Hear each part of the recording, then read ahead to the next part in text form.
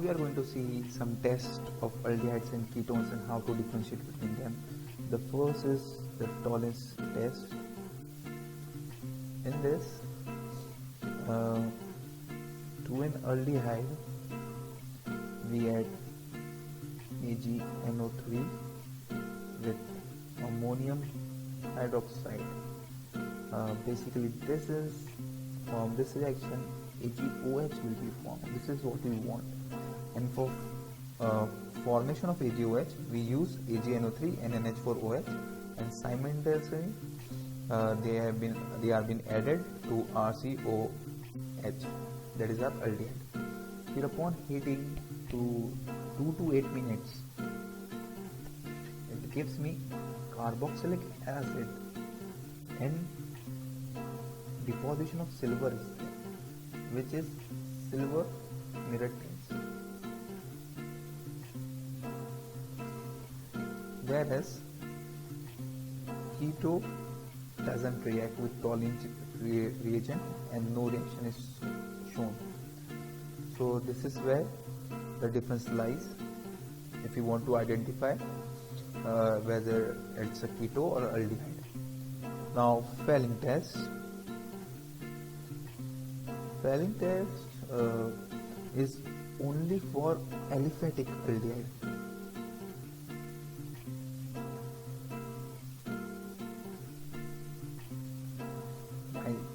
Keto also give negative to it, and even aromatic aldehyde also gives negative.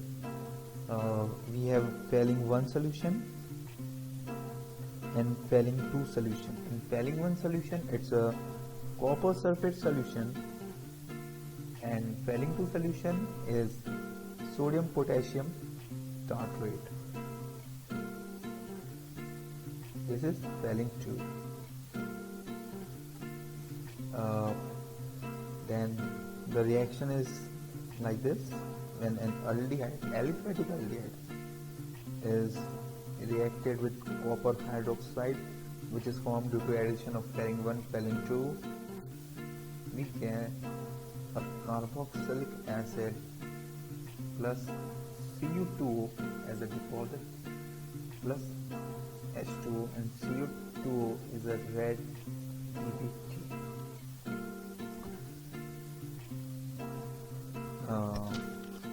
The next reaction is nucleophilic substitution reaction, and we will be covering all the things of this in one table. So here's our carbonyl group.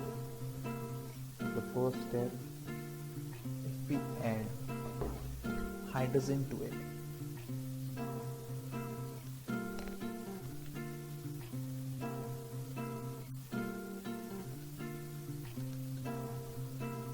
we will get an hydrazone.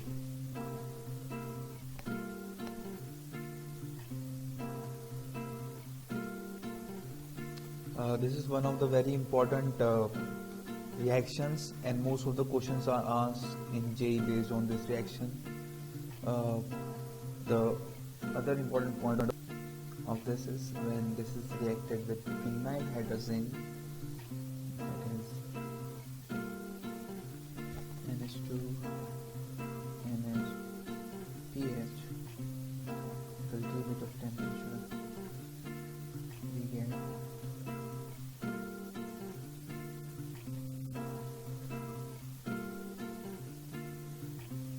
phenyl hydrazone pack. And phenyl hydrazone is white in crystal, that is, we will be getting white crystals.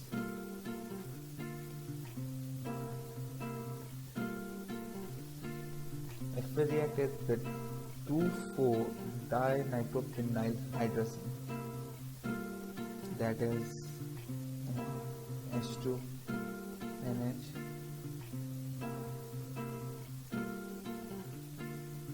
NO2 over here, 2 in fourth position NO2, we will be getting 2,4-dinitrophenyl hydrazone, which is yellow or orange crystal. So this is basically different difference means the different colors depicts which compounds are being used. It's not that important to remember the color of these compounds, but the important part is to remember the reaction, what the reaction is happening, as it is the detection test for carbonyl compounds. If we use an OH with H2, it will give me a ketoxine, and ketoxine is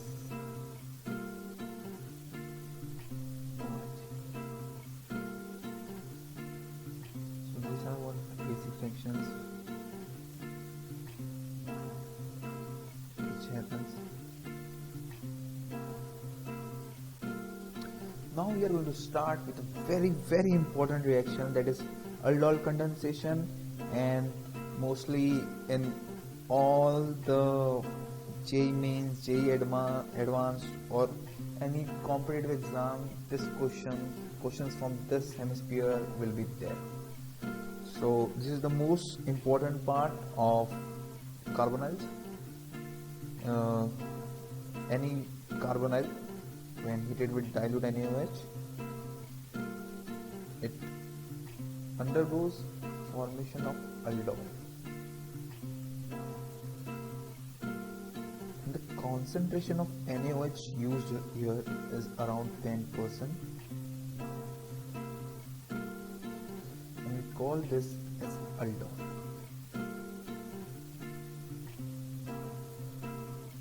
Now when we heat it with NaHSO3,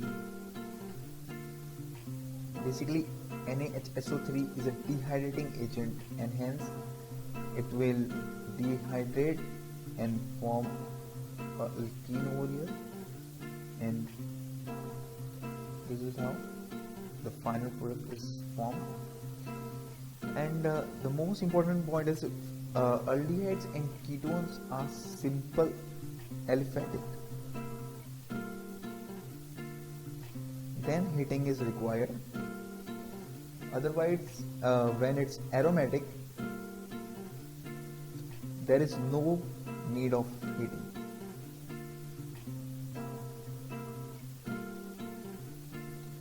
And this reaction take place for those compounds which has alpha hydrogens. That is, both the reactants should have one alpha hydrogen. As here this compound is having 2 alpha hydrogens.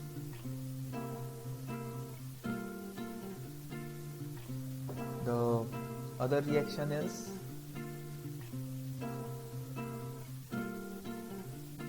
if we react this compound with again dilute NaOH, it will give me this compound. And this is formed due to intermolecular aldol condensation, intra. This one was intermolecular, that is between two different atoms, and this one is intra, between the same atom the aldol condensation is happening, and the final product which we get is this. We will be studying the mechanism of aldol condensation in much detail in the questions, and then there we will see all the variety. The next most important is the Cannizzaro reaction. It doesn't require any alpha hydrogen. The second most important point is that the hydrogen concentration over here is 50%. We have taken a deuterated formaldehyde, concentrated 50% weight by volume NaOH or KOH, basically a strong base is used. Then we get the product as basically an acid and an alcohol, and by using a deuterated I am giving you a simple hint of what will be the mechanism or how to remember it. You don't need to memorize this, you just need to know what's the mechanism, and once you know the mechanism, everything will be very easy for you. Here we have used a deuterated sodium hydroxide, and hence the products you can see how they are different. Here OD is attached and two normal hydrogens. Important trick for this is that OH comes from base and rest is taken from the compound.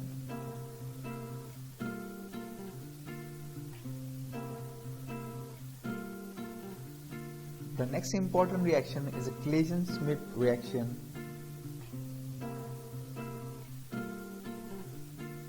which take place for a compound with having an alpha hydrogen with a non-alpha, like benzaldehyde. It doesn't have an alpha hydrogen. When reacted with an acetaldehyde, it's having 3 alpha hydrogens. In presence of KTONA and heat, we will get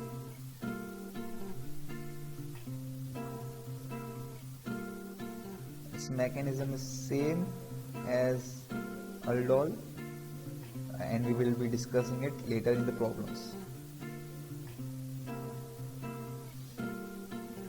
Simple alteration to this reaction is when we add benzaldehyde to a cyanide group having an alpha hydrogen,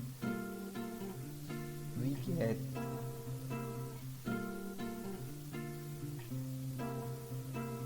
first this compound,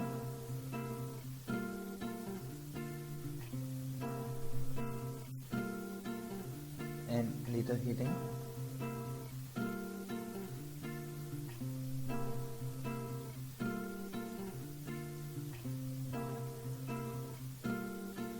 Here we don't heat the compound. And the next one is, again, if we add to a benzaldehyde a nitro compound having alpha hydrogen, and we just heat it, we will get this. In presence of KTONA, we have to heat. And finally, with lithium, reduction with lithium aluminum hydride,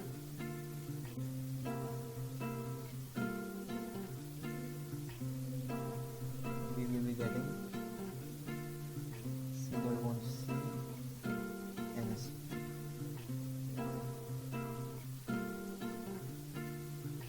It will not be C double bond C and S2, it will be CH2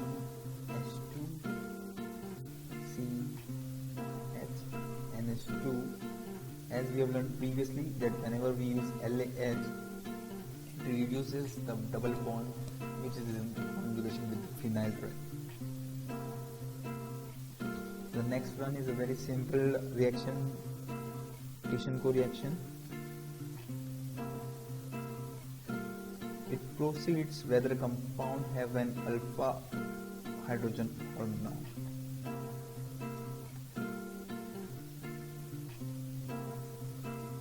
In this CH3 C double bond O H, acetaldehyde, which is having an alpha hydrogen, is reacting with another acetaldehyde which is also having an alpha hydrogen to form, in presence of Al OET whole twice CH3 C double bond O CH2 CH3, that is yeast. And finally we have Perkin reaction,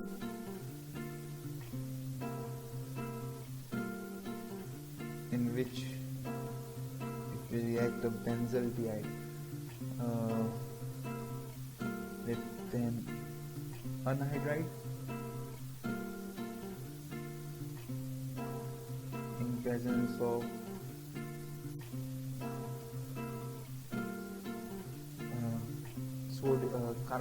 sodium salt of ethoxylide, sodium salt of acetic acid. Then we get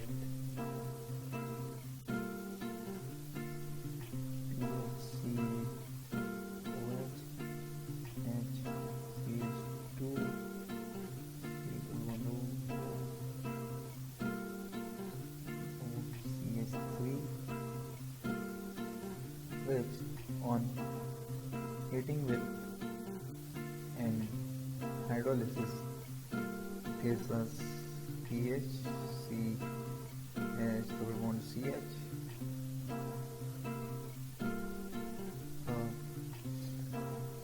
carboxylic acid plus one more carboxylic acid, and this reaction happens with aldehyde without alpha hydrogen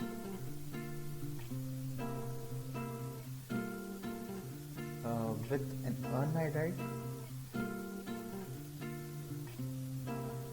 which is having an alpha hydrogen.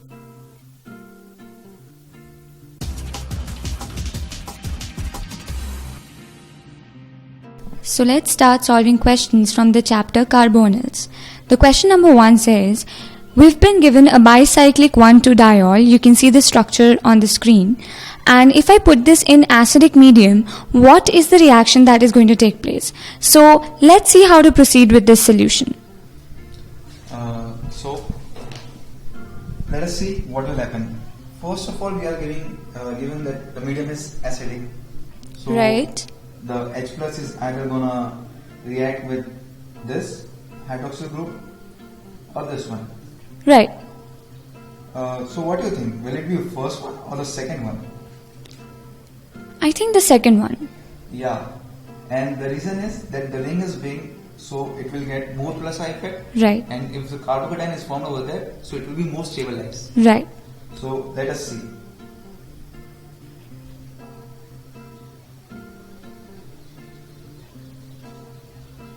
So this is what the product will be formed after the first step. Right. And now, as we know, the ring priority of a 6-member is much more than a 5 or 7-member, then to 8 and 9. Right, because 6-membered ring is the most stable. Yeah. Right. Then 4 comes and finally 3. So here, this ring is a 4-member ring. Right. Therefore, this bond will break. So this carbon, let me name it as 1. So C1 will take the electrons from this bond, which is, let me name this carbon as 2. So C1 and C2 bond will break, and electrons from this bond will go to C1. Right. So it will become electron rich. Yes. And as we know, always electron rich compound or atom attacks an electron deficient compound or atom. Right. So True. as this carbon becomes electron rich, it will now attack this carbocation, which is electron deficient. Right. Therefore, the second step is, after the second step, we get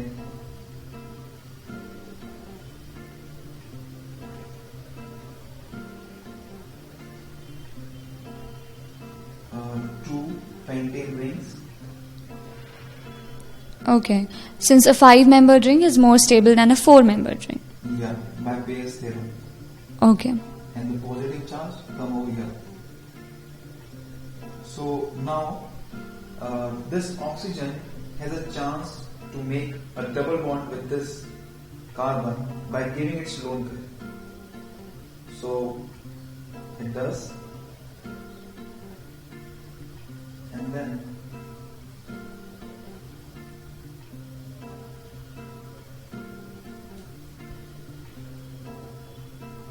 forms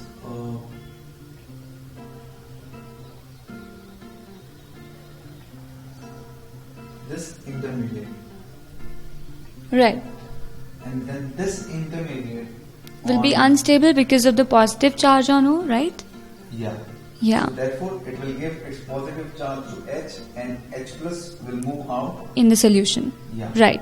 And the final product which we will be having is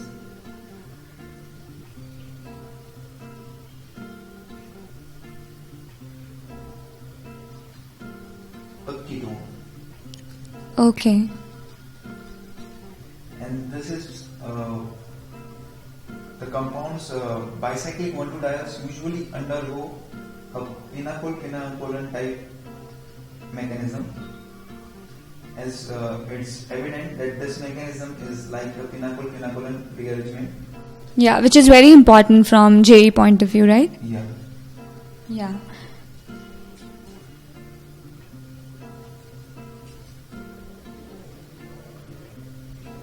So in this question, we saw how bicyclic 1,2-diol type compounds react with acidic medium. We also saw the order of ring stability. We saw that 6-membered ring is the most stable. And we see that this reaction follows pinacol-pinacolone type mechanism, which is quite important and should be remembered. So that was question number 1.